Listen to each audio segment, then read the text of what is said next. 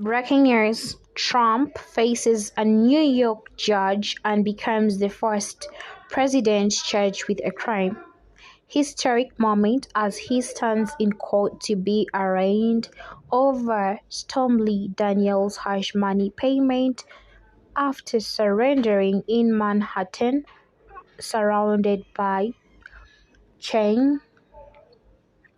Trump voluntarily surrendered to New York authorities in the Stormy Daniels probe in a historical moment.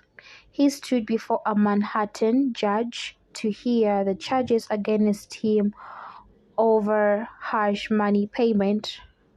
Former president raised his fist in defense as he left Trump trial and waved as he entered court building, Trump Tower.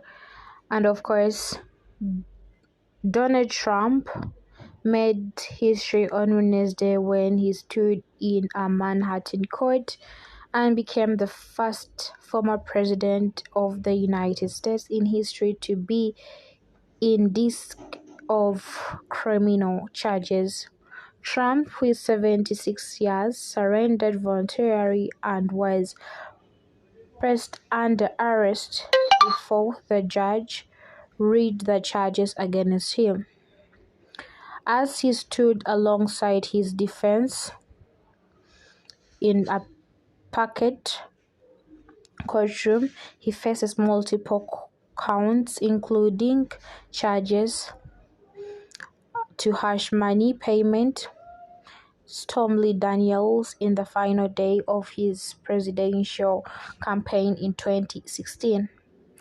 His entry into Manhattan courthouse was surrounded by cheers, helicopters flying overhead, protesters and supporters clashing in the streets, and cameras recording every moment of what is happening.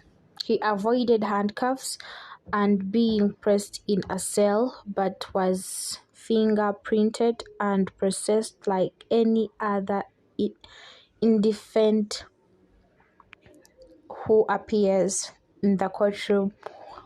And of course, I'll be giving you more details. It is so sad that Donald Trump has made history on Tuesday when he stood in Manhattan court and became the first president of United States in history to be arrested for crimes charges.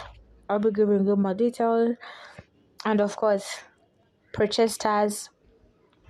Trump is expected to be released on his recognition and is scheduled to return to mail in his house of Palm Beach later Tuesday evening, where he will make remarks at 8.